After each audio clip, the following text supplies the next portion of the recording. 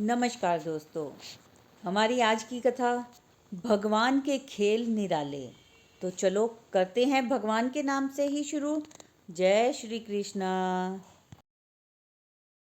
एक बार की बात है, नाथ द्वारा में भगवान से उनका नित्य सेवक कहता है, हे प्रभु, आप एक जगह खड़े खड़े थक गए होगे, सो ऐसा करते हैं कि एक दिन के लिए मैं आपकी जगह मूर्ति बनकर खड़ा हो जाता हूँ और आप मेरा रूप धारण कर नगर भ्रमण कर आइए। भगवान मान जाते हैं, लेकिन शर्त रख देते हैं कि भाई, एक बात का तुम्हें ध्यान रखना होगा। वो यह है कि जो भी लोग प्रार्थना करने आए, तुम बस उनकी प्रार्थना सुन लेना, कुछ बोलोगे नहीं। यहाँ जो भी आएगा वो मुझे मालूम है, सो मैंने उन सभी के लिए पहले से ही व्यवस्था कर रखी है। तुम्हारे हस्तक्षेप से उसमें गड़बड़ हो सकती है। सेवक मान जाता है। उसने सहमति से सिर हिला दिया।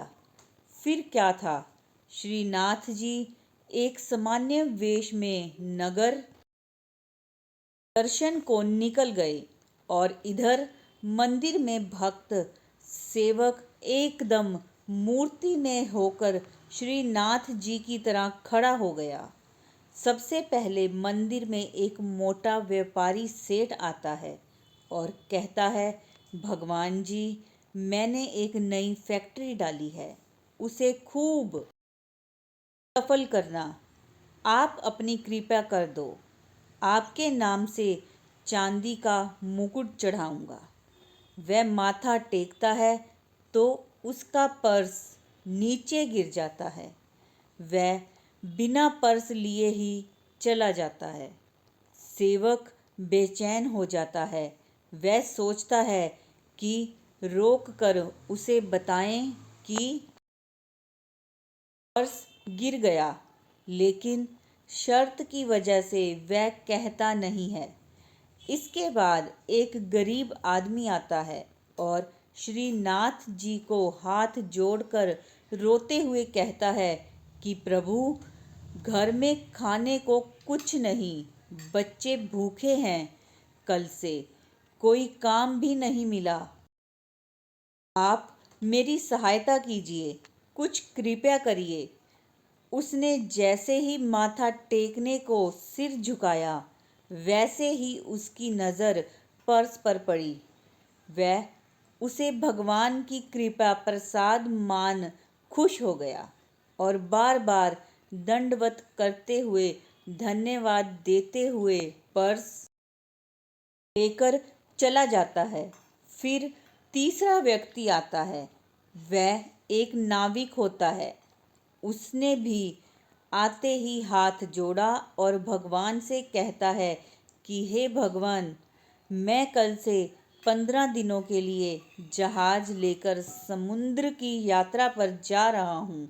यात्रा में कोई अड़चन ना आए भगवान। तभी पीछे से बिजनेसमैन पुलिस के साथ आता है और कहता है कि मेरे बाद ये नाविक ही आया लगता है, बस इसी ने मेरा पर्स चुरा लिया है। पुलिस नाविक को ले जा रही होती है कि सेवक, जो इन सारे घटनाक्रम को मूर्ति रूप में देख रहा था, उससे रहा नहीं गया। वह बोल उठा। उसने सारी सच्चाई बता दी। अब पुलिस सेवक के कहने पर उस गरीब आदमी को, जो अभी घर तक भी नहीं पहुंच पाया था, रास्ते से ही पकड़ कर जेल में बंद कर देती है।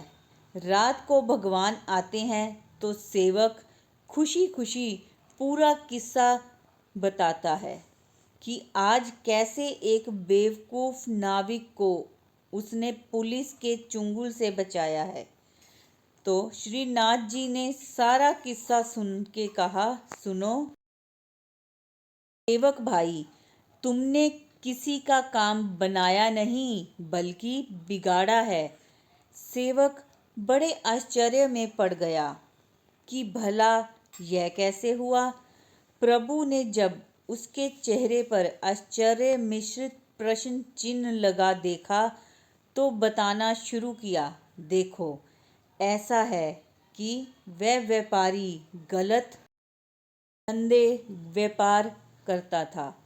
अगर उसका पर्स गिर भी गया तो उसे कोई फर्क नहीं पड़ता था और वह उतना धन था जितना उसने उस गरीब आदमी की 8 साल पहले कब्जा की हुई जमीन को बेचकर कभी पाया था।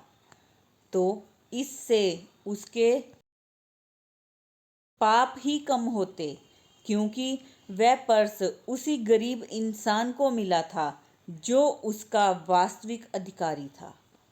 पर्स मिलने पर उसके बच्चे भूख से नहीं मरते और वह अपने लिए रोजगार कर लेता, जिससे वह फिर उसी जमीन को खरीद लेता।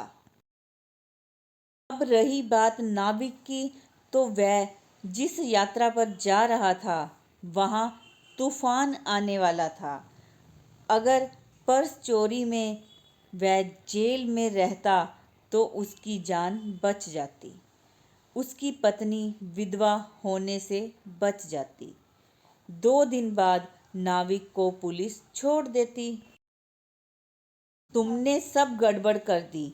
हमारे लिए क्या उचित है वह पहले से ही प्रभु ने, भगवान ने सोच रखा है। हमारे साथ जो हो रहा है वह प्रभु की ही इच्छा है, हमारे भगवान की ही इच्छा है। हमारे भगवान के ही वो खेल हैं जो वो हमारे साथ खेलते हैं, अपनी लीला दिखाते हैं। तो इस कथा में आपने सुना कि किस तरह भगवान ने और उनके भक्त ने अपना कार्य करा। तो ये कथा आपको कैसी लगी कमेंट्स में ज़रूर बताएं और एक बार जय जय श्री राधे, जय जय श्री राधे ज़रूर लिखें। धन्यवाद।